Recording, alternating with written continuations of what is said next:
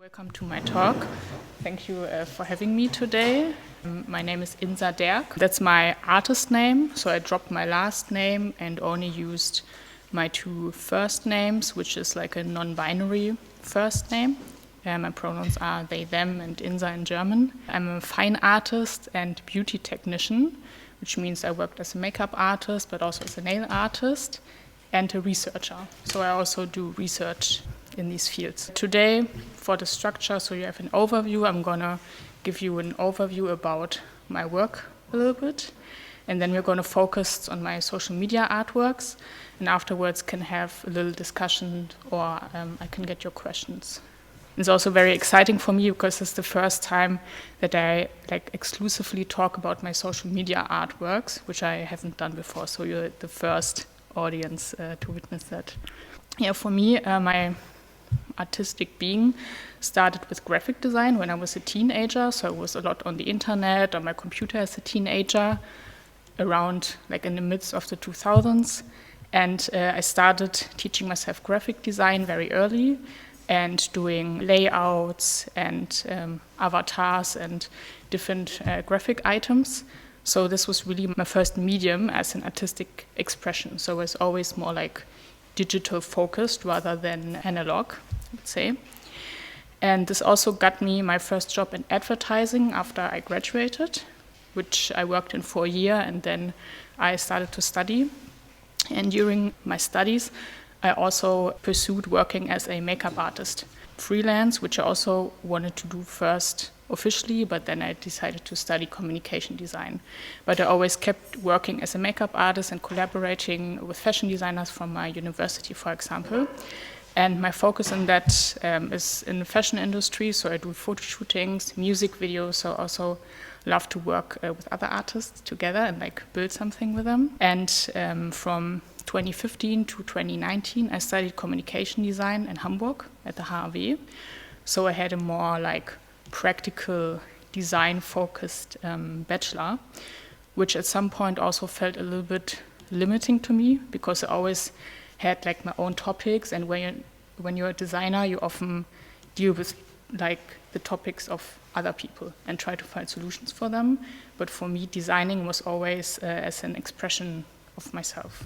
This is an example of my hair and makeup work. You can see the aesthetics also is very experimental and fashion aligned, and also some of my nail works, which I started picking up during the pandemic. So doing nails was my pandemic hobby, as many of you might also have. And this is a little impression of my fine artworks. You can also see the connection from the visuals in the beauty work and then the sculptures in the fine artwork. So I mostly do room installations. For me, it's very important to think about that the whole experience when you walk into the room and also how the objects affect your body. So I work a lot with scale. So really either really tiny objects or really big objects. And on the top right, for example, you see an installation that was inspired by nail technologies also, and was an abstraction of that, but also featured my graphic design input. And on the left, you can see a sculpture that also incorporates nail technology, for example. So I used this UV LED curing plastic to create some mosaics and then to make an experience for people, which is also an important part of my work. It's always I try to create these social environments and group experiences. And on the right, you can see a mirror that has a thumbnail of me, UV printed. So it also serves in a way when you look into the mirror, you see yourself, but you also see yourself next to me in that thumbnail. So it creates this bridge between a digital image and your physical image. Here's some topics that I research about are binary gendered body tech. So especially in the field of consumer electronics, I'm very interested. For example, products you find on Amazon that have to do with the body in a way and are also binary gendered in a way that some things are constructed for a male audience and others for a female audience. And then also cosmetology technology. As I said, I'm not only interested in like beauty itself, but also beauty as a technology. So to really understand different parts of beauty as technologies. And then I'm also really interested in information archival systems, specifically archiving as a personal practice. So I'm not so much interested in like other archives, but really using archiving to collect data about yourself and also to share yourself. The last part I'm interested in are digital community infrastructures. So this really ranges from Web 1 to Web 2 to Web 3 and social media.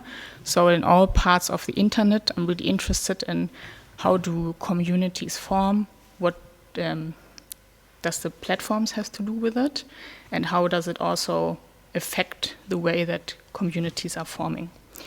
And in my practice, I use beauty and humor as a like stylistic entity, which is sometimes a challenge in the perception of my work, I would say, because oftentimes people see beauty and they see humor, and these are both things that often people tend to not take seriously. But I specifically use them because I think both of these fields are very good to like draw people into your work. Like it's very fields that you can use to excite people and to easily connect to your work. Yeah, and then also having worked in advertising, I often do a sort of like branding for my project. So I often create like logos or wordplay titles. So it's the title of my works are also very important always and very short and like very memorable. Yeah, and this was what I came to define as mediums. So work in installation, hybrid installations. This is important. So you have this digital and this physical layer of the installation.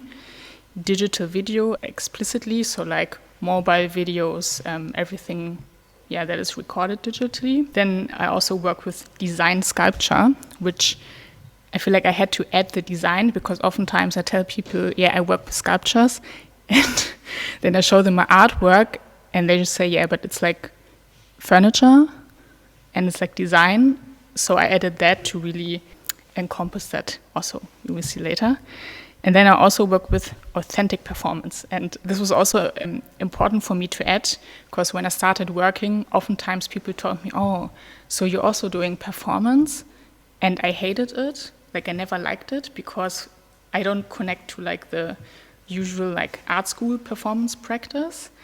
So I called it authentic performance because for me, like it does have a performative part, but I always appear like as myself. I don't play a role, or even if I play a role, it's like an extension of myself. And this was also important for me to have in that. And in the image, for example, you can see my last work, which was a sculpture that I styled. And then you can see my outfit that I'm wearing. And I was also walking through the exhibition like that. And this also creates like a connection, like people can spot, okay, I'm the artist, I belong to this artwork. It's easier to get into contact with people. And it's also this different way of exploring clothing on a sculpture, but also on a body, and then seeing, okay, what are the differences in the perception also. This is a little overview, what I called hyperlinked oeuvre, because all of my works build up on each other and are in a certain way linked to each other. So you can draw like connections from one work to the other. Now is the part where I talk about the projects. So this is my first project from 2019 called Archivum Secretum. This was my bachelor work in communication design. It was actually interesting because I was studying communication design and I did all of the different things. I did like photography, graphic design, typography, how you do in like communication design. Then I had this project, and when I stumbled upon this, no one understood really what I was doing of my professors, which was also a challenge for me because I was really interested in it, but it was very hard for me to figure out what am I even doing. But I knew I was very interested in it. So here you can see the end result. So I would say like the artwork. I technically didn't do fine art at that point yet, but I would consider it the artwork, which is infographic about this project. At the time I started doing different experiments on Instagram. So I had a lot of different Instagram accounts and was testing different ideas within each account on like how to use different tools of Instagram for like creating image, for sorting image. One of the ideas that I had was the Archivum Secretum. So what I was really interested in is, on Instagram you have like your main feed, and then you have your archive, which is like a reflection of the main feed. It's just hidden. And usually you're the only person logged into your Instagram account, so you only see your own archive. So what I was really interested in is, what if you would do a public Instagram account that everyone could log into, post something and archive it? Like, what kind of pictures would people put into such an archive? This was mainly what I was interested in. So I started this account, Archivum Secretum, and I wrote like the instructions, including the password in the bio. It's also still online, so if you want to check later, you can log into also. So I had these like really simple instructions, log in with this password, post a photo, archive it, and then we see what happens. I had already some followers at the time, and people were actually really excited to participate in that. I got people logging in and actually like following these rules, posting images, and then the archive started filling up. But then some different things also happened, and this was the most interesting part. So on the top left, you can see the archive, which is also like a very random assortment of different images. The interesting thing is what happens. You had all of these images posted under the same name. So you could not tell who it was posted by.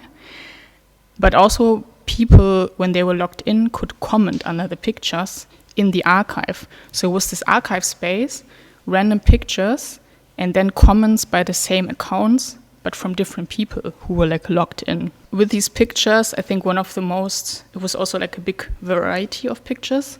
A lot of like random like daily pictures, but also some very personal ones. For example, top right, you can see someone posted their pregnancy test and actually commented under that they felt more comfortable sharing it in that anonymous archive than like with their friends. And then there were also some conversations happening. One person was asking, wie geht es dir damit? How do you feel with that pregnancy? Which I think was really crazy to witness also, such personal posts. Yeah, so the most interesting part for me was also seeing the dynamics of having multiple people logged in, because this is what I didn't think about. I was thinking like, okay, people log in, archive their things. I didn't think further. But the thing is, people kept being logged in to see like what the other people were doing. And then a community started forming inside the archive. So inside this like Instagram archive space, people started interacting with each other through the account. For example, on the bottom left, you can see a screenshot. On Instagram, you can actually message yourself. So people who were logged in used that to do like a group chat. So you had this completely anonymous group chat. And this is also really interesting because it's like this completely different view on how these like Instagram, how the infrastructure is given to you and how you can also use it in a very different way. And we also had, in the middle on top, one incident of the archive being trolled, which I also found quite fascinating because I feel like trolling is one of the key parts of posting on the internet and of internet culture. And we actually had a random person log in and just like trolling the archive. So people were like interacting under the posts. And then it got really interesting because it created this own dynamic. And people also started going public. So they just, without me doing anything, they started posting on the stories, random things. And then they also communicated with each other through the story. So people they uploaded different things, asking, how are you? Then also questions came up on the rules. For example, is nudity allowed? Like, what are the posting rules? This whole interaction went, I think, through the span of like 10 days. So it was like this really short amount short amount of time where all of these things happened. And I was just, while this was happening, because every day there was something new that I didn't expect.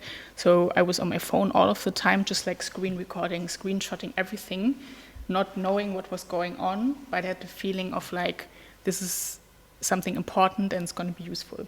And this leads me to my presentation. So this was my actual bachelor presentation. In the end work, in the graphic, as you can see, I made this infographic to describe how the Instagram functions work differently with like multiple people being logged in, and how it changes the interaction on Instagram. And this was also the topic of my thesis that I wrote about. And for the end presentation, I actually live streamed my bachelor presentation into the account, which I felt like was important to me because I also wanted to give back to the community who were part of this process. They also knew that I was writing my bachelor about this, so I really wanted to give back and also have them be part of the process. So this was the actual part where my professors were also sitting there and like asking questions and like judging me. I had this printed out on a huge wall piece with a selfie stick and kind of like pointing towards the things. What I learned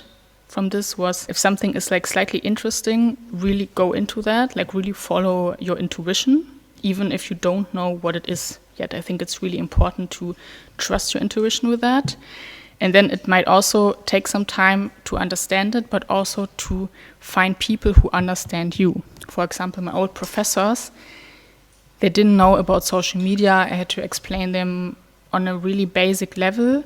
And then when I got into art school, I had a professor who understood everything, and I could have like very different conversations with also. And the importance of contemporary archiving, because while I was writing my thesis, even Instagram randomly changed things in the infrastructure. So while I was writing, it was already absolute. But I had all of these screenshots, luckily also, to like have it documented. And I think this is also because, especially with platforms where you have like no control over, these things change so quickly. So I think it's also important to have like this decentralized archiving, I would say. This is another work of mine called Insa.style. So this is a website. You can also check it out. If you type www.insa.style, so that's the URL. This was a website artwork I developed based on my social media practice that then turned into a website archive. So as you can see, there's these images of my outfits. I had this practice between 2017 and 2022 of building these like insane outfits that were like extremely detailed. I never wore the same outfit. So I always put together these outfits like 2 to 3 times a week, extremely detailed. And then I went out, just lived my life. And while I was out, I had this specific photographic practice of always doing the same photos. So I always had this like total shot of my whole body, which you can see in the image. And then I also did details when I arrived home. And this I did for like every outfit for like 5 years. So it was this super exhausting practice of taking a lot of photos, at which at some point I was also like, okay, I think it's enough at this point. I can stop it. I have enough material. I can look at the material now. And also while I was doing these photos during these 5 years, I always posted them on my Instagram story to kind of like curate them into like a photo show. So I had these huge image sets, you can see on the left, and then I curated these particular slides from it. And so I had this practice for 5 years.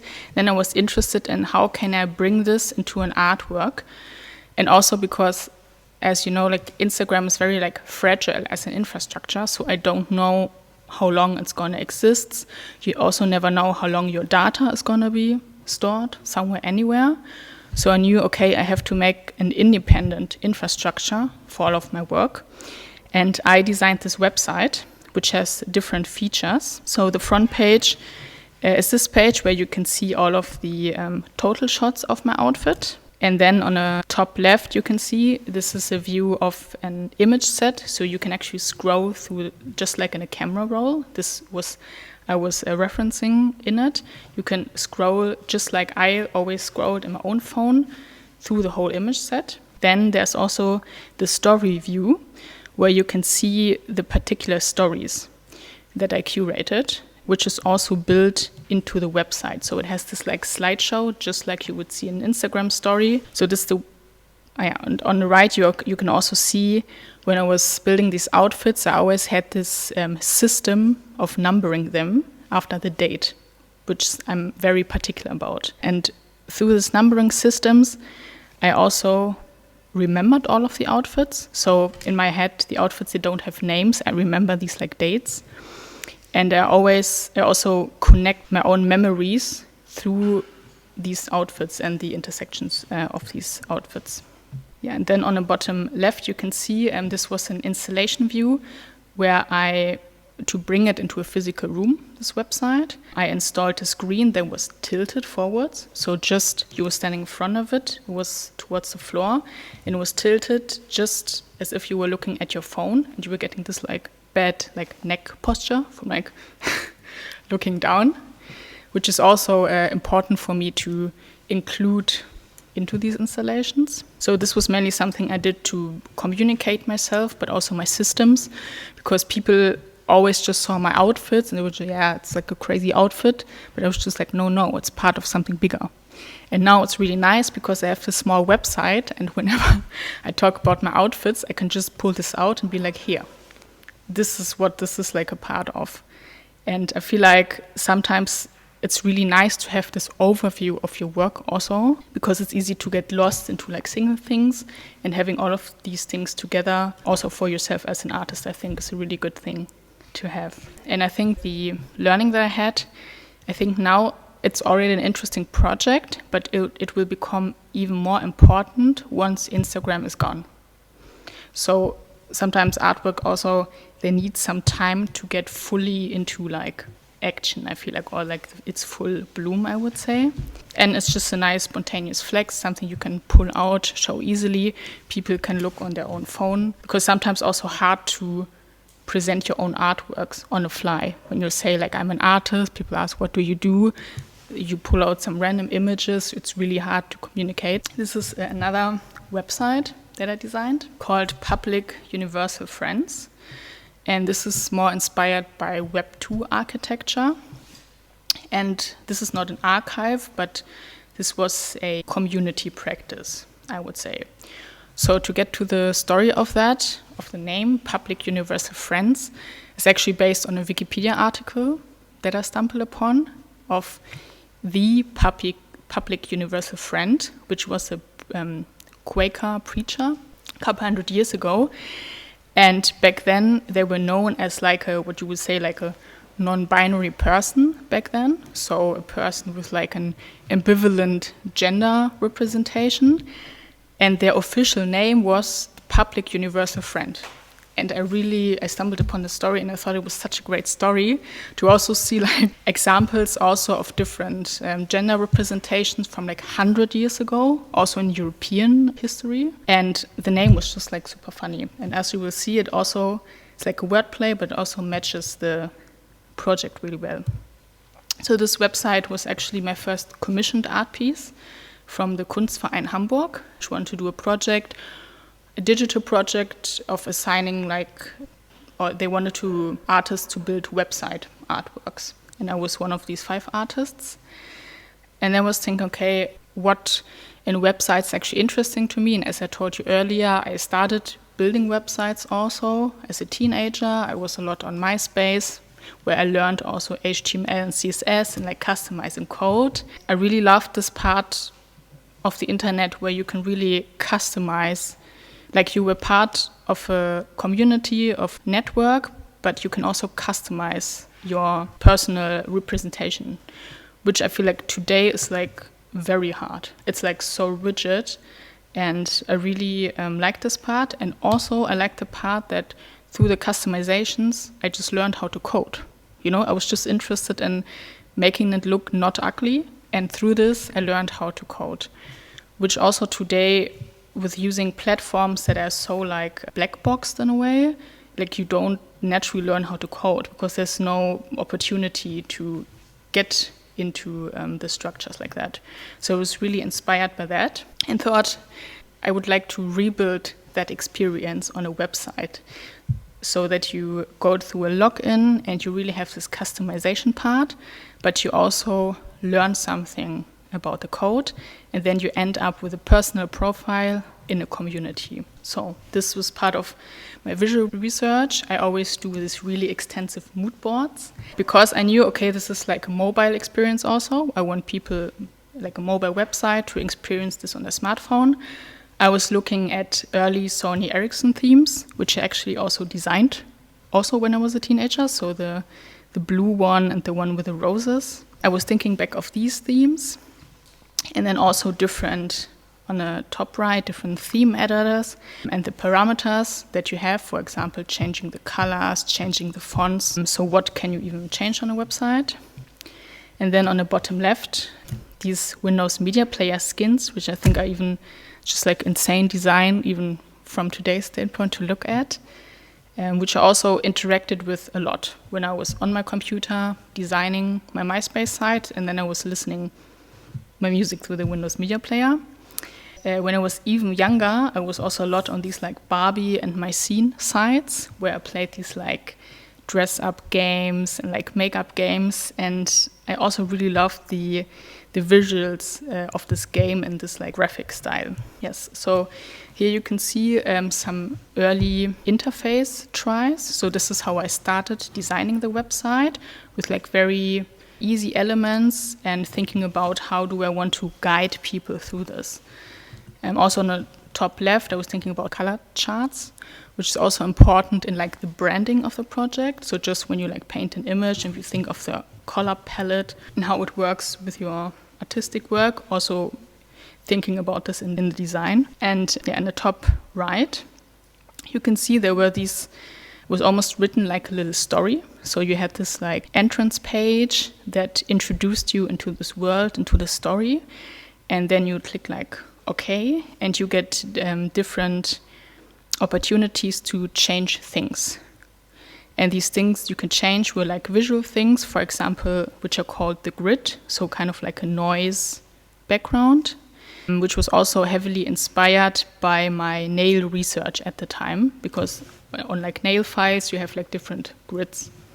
So I also transferred this nail technology into the graphic design. Then I also had this because I grew up like with Harry Potter, and I was thinking about this part of where you get assigned into the houses, and the way that this also kind of like forces community in a way, like you're assigned into or you associate with a certain house.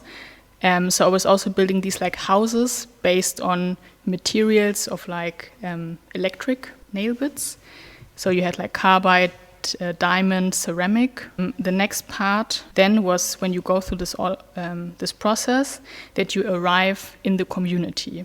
So on the bottom left, you can see this list of friends. So you would have this overview, just like on MySpace, of who are your friends. You can click on them. You would also have your personal profile with your top friends, so your most interacted with friends. And also was really important was a chat room.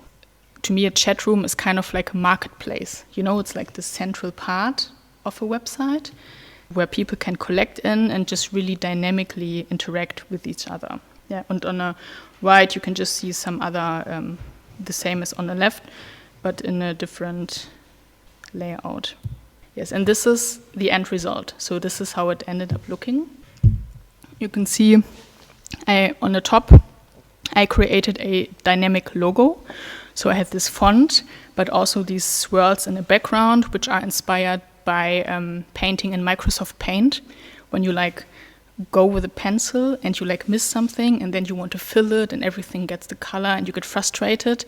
I really want to connect to this like early digital painting experience. So I created these like shapes that would dynamically change from page to page. Yeah, I did this whole graphic design on the top left of the different houses of the nail bits. And then on the right, you can see you could choose the fonts, which I had. You could choose between two fonts. So there was like a system font, which are like the fonts that are always available on the internet. And then I did another list of curated fonts, which I specifically picked out, that are more like playful, that are like display fonts. Then you had this moment when you would choose these things on the bottom left, that you will get back the code of what you just like decided. So you also have this connection of, okay, I just decided for these things, and this is actually how it looks in code. So you also have this learning moment. And on the bottom right, you can see the identity slider, which was also very interesting to me. I wanted to play with the concept of assigning pronouns to people. As cis people go through the world, they often assign everyone with, like, they tend to not ask for pronouns, I would say, and assign just pronouns that they think you have. So I wanted to play with that and actually in the process confront people with that and just also assign them pronouns. But the pronouns they would get assigned with are these like neo-pronouns. So there's no like he, him, she, her. It was just neo-pronouns that they would get assigned to. Yeah, to kind of like switch that experience. And then you would end up on a bottom center with your profile, colors that you chose, the fonts that you choose, and the grain, for example. On the top middle, you can see the chat room. And this was really like the common space where everyone met. And what I learned in this is actually, this was a very different experience than the Archivum Secretum, because in the Archivum, the interactions were like organic and very dynamic. Like I didn't force them. They just happened and I just recorded them. And in this one, I was trying to like create this community moment, which kind of worked. And this is also, I think, what's kind of hard to achieve when you build something like this. You think like, okay, it's going to have this nice chat room, people are going to interact. But then I had the phenomenon that people wouldn't stay on this page. Like they were there for maybe like a couple of hours while it was new, but then they were like going on with the day. So there wasn't actually community forming on the website. You did have some interactions where people were like writing on each other's pages, but not such a community like in the Archivum. And when this was launched, this was also during the pandemic. So it was this thing, it was like an online launch. So it was just published on the website of the Kunstverein. I published it. And that was kind of it. So this is only like an online work. Like I've never brought this into a physical space. And I feel like this is one of the projects that I would like to revisit also and maybe find a way to bring that also into the physical space, because it feels like it's kind of like this almost like forgotten project within all of the projects that I've done. And also after it was launched, because it was extremely stressful to build it, afterwards I felt like, okay, I need some distance from this. And I didn't even took the proper time to like record everything, to screenshot things, to reflect on things.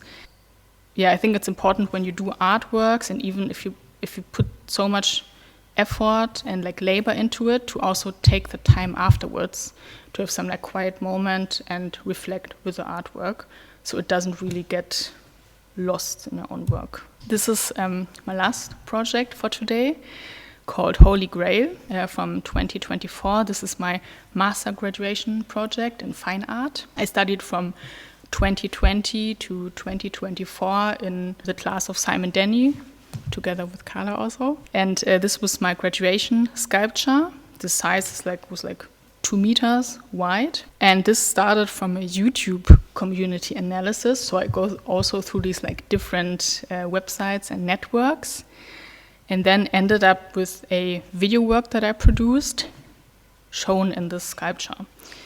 And for this, I will also show you a lot of the research that I did for this. So it all started with these videos that I found, which you can actually see here on the left with the thumbnails, which were part of the James Charles casting call. So what you can see is a lot of videos of different people that were created for the casting call of James Charles, which is this like YouTube influencer you see in the middle, one of the, I would say, biggest influencer in the YouTube beauty community, very well known.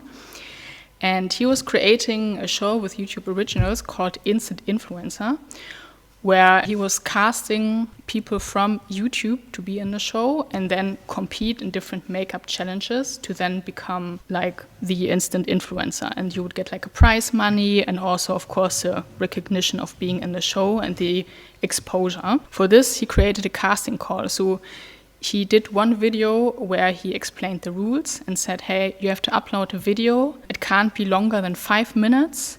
And you have to explain what is your connection to beauty, why are you in beauty, what interests you about beauty, and like just your personal life story. And then people started uploading videos under the hashtag James Charles Casting Call. In general, there are, I think, 316 YouTube videos under the hashtag. And I picked out, or I analyzed 42 of them for my master thesis. Yeah, and on the left you can see all of the thumbnails, which I think are very interesting as media also. And on the right you can see the thumbnail that I then created for my artwork. Yeah, and the interesting thing is how I did the analysis of these.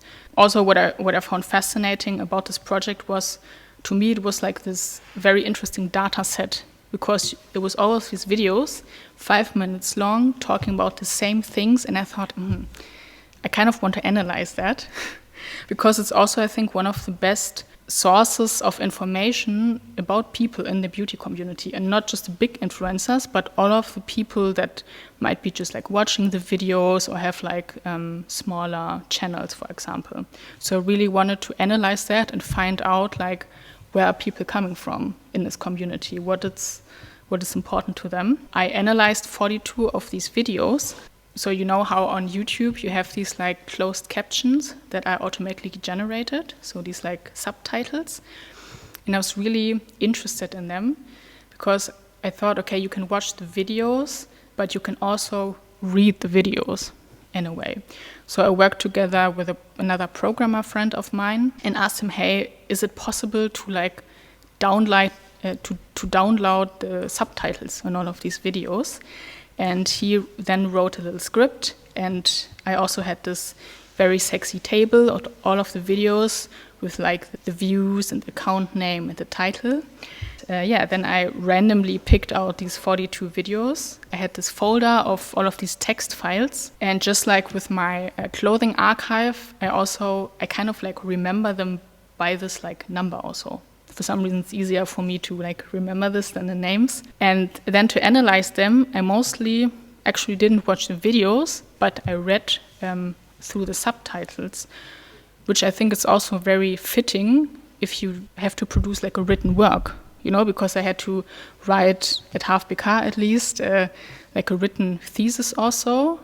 And I was thinking, okay, what do I want to read? So I thought, okay, I want to read the videos. Like I don't want to read any other literature, but I want to read the videos. So I was then in my folder and just like opening every file and just reading through the videos. And then I had another file where I created kind of like hashtags in a way, and I collected all of the topics.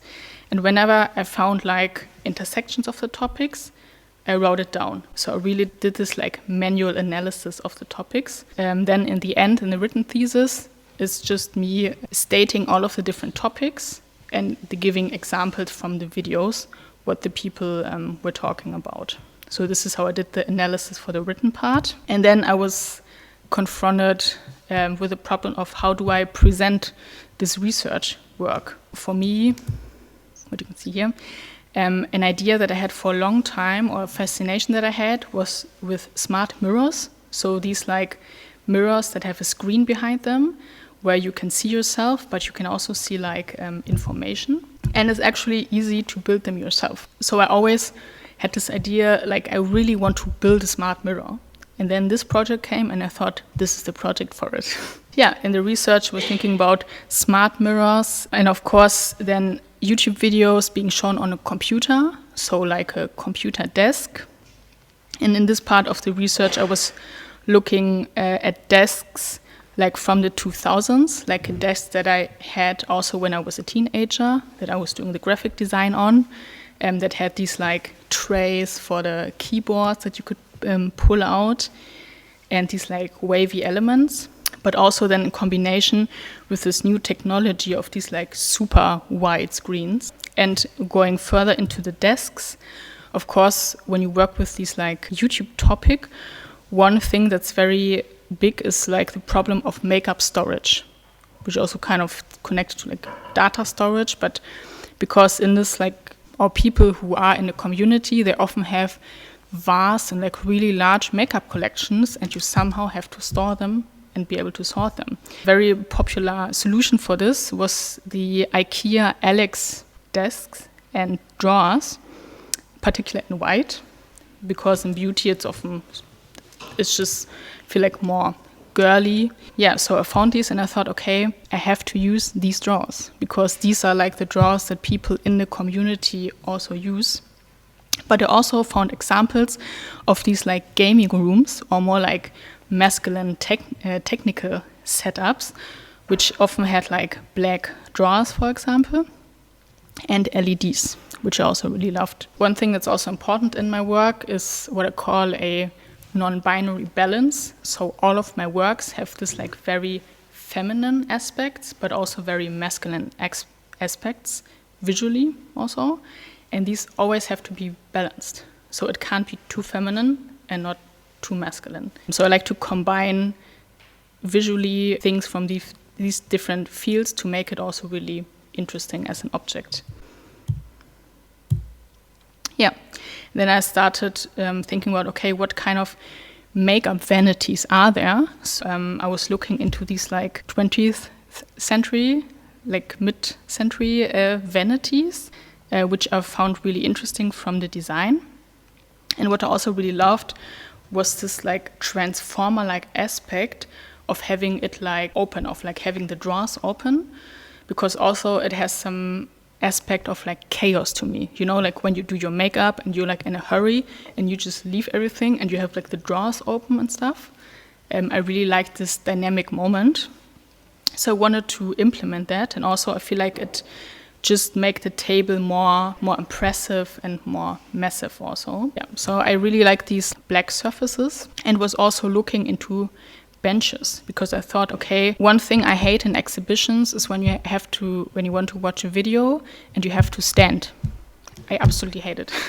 I never want to watch a video where I have to stand. So it was really important for me to create a comfortable space for multiple people to be able to sit down, watch the screen. Yeah, and here's another example that also showed how my artworks are linked. So I had these like microscope artworks before and this like YouTube mirror. And then it kind of, this mirror also morphs into this smart mirror. And visually it references also the other artworks and the shapes of these. And this is how it came out. But also one of the things I used for the first time was to create a 3D model of it. So before I even built it, in Illustrator, I made like exact measurements and created like the graphics. And then I gave it to a friend of mine who created in Blender a 3D model of it, which was really good because I could easily show it to everyone. It was very good to visualize this. You can also see on the top and bottom different variations, and then ended up actually on the right looking very much just like the rendering, which was like such a nice moment when I saw it. And I thought like, yeah, it's exactly how I planned it out. In the smart mirror, which I then created, was actually a makeup tutorial where I explained my thesis. Because I was thinking about, okay, how do I get the information to the people? And feedback I always got about makeup tutorials was that a lot of people enjoy watching them, even if you don't do makeup yourself. People just really like watching them and find them relaxing. So I was really interested in a makeup tutorial as a medium to transport the information from my thesis. So I set up on one weekend a recording of this tutorial with a very small team. We were just like 4 to 3 people, one person who did camera and lighting, one assistant, and me. And I did like the whole preparation, the set. I picked out the beauty products. And as you can see on the left, there's also an artwork of mine appearing in the video. And again, it's this concept of me linking all of my artworks, so they create this world together. And for the makeup products that I used in the video, they were also displayed in the sculpture. They were specifically chosen to be like the most, nowadays we would say, viral products from the YouTube community during the last 10 years. So it was also to like honor the culture of the YouTube community. Yes, and this is also gonna show you after this the video. And this is how it was displayed. So as you can see here, this is actually the front side of the sculpture. So you would go into the room and you would find this chair, which is also like which is both a director's chair but also a makeup chair. So oftentimes when you're a makeup artist and you're doing makeup on a person, you have these like high chairs that look just like director's chairs, which I thought was a very interesting intersection for such an object, to also have this video connection with it. And when you came in, the front side was a regular mirror. So you would just be able to see your normal reflection in it and see all of the makeup products that were like scattered around it, just like as if I would have just done my makeup and just like left. Yeah, and then you would go around, and on the back side you would have the bench. And this is where people would then gather and see the video in the smart mirror, which was a really interesting experience. Was actually the way I built a smart mirror. It was just a regular screen with a spy mirror before. So it was this 3mm plastic mirror that would just allow the light to come through. And then, as you can see, I worked also a lot with like lighting and LEDs. I worked with these ring lights, which also have a reference to James Charles, because he actually got famous through an incident with ring lights, or through a tweet that involved ring lights. So I really wanted to bring that into the sculpture, but use the mobile ring lights because it's also, again, had this mobile connection. And I also placed LEDs into the open drawers to really accentuate this and also give it this kind of like hybrid gaming aspect. So it was like a beauty vanity, but also like a gaming table, or like something in between. And I think now we can watch the video.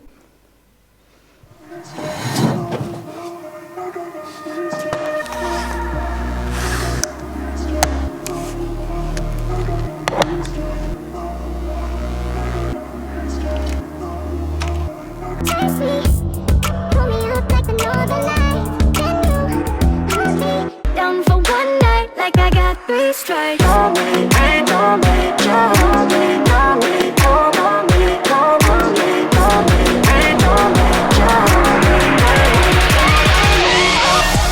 Hey everyone, welcome back to my channel. If you're new here, my name is Insa Derk Wagner. I'm an artist in beauty tech. My channel is about the intersections of art, technology, beauty and community. And of course, all things internet. Today is a really exciting day for me, and I hope for you too, because I'm going to do a really special Get Ready With Me video. Get ready with me to graduate. So I'm gonna graduate with my master's in fine art, and in order to graduate you do not only have to do an artwork, but you also have to write a thesis.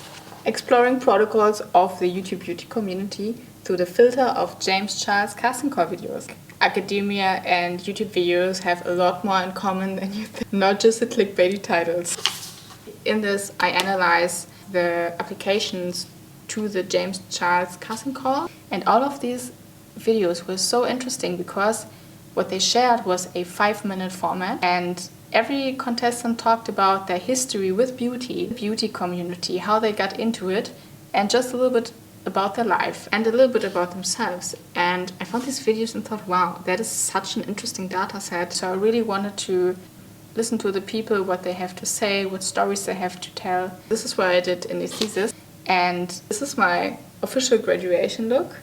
So without further ado, let's get into it. They should also tag it under the hashtag James Charles casting call. The casting videos that appeared under this hashtag were the videos that I stumbled upon and realized the potential of that dataset. But how would you go about analyzing such a dataset?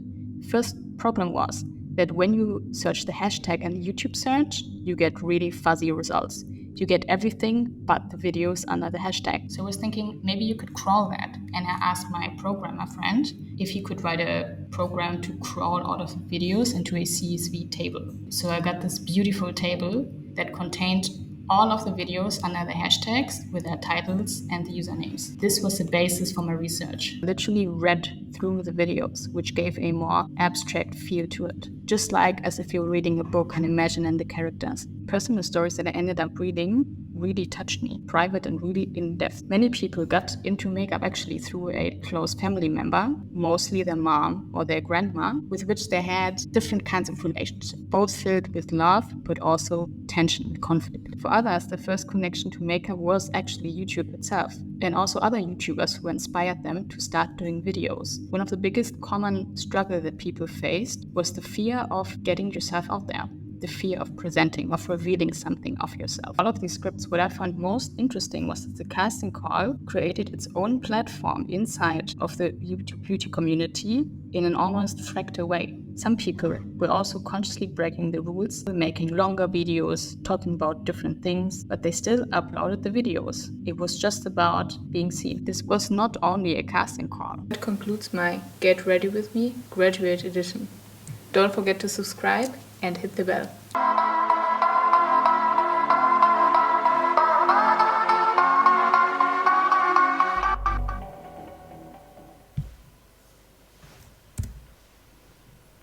Yes.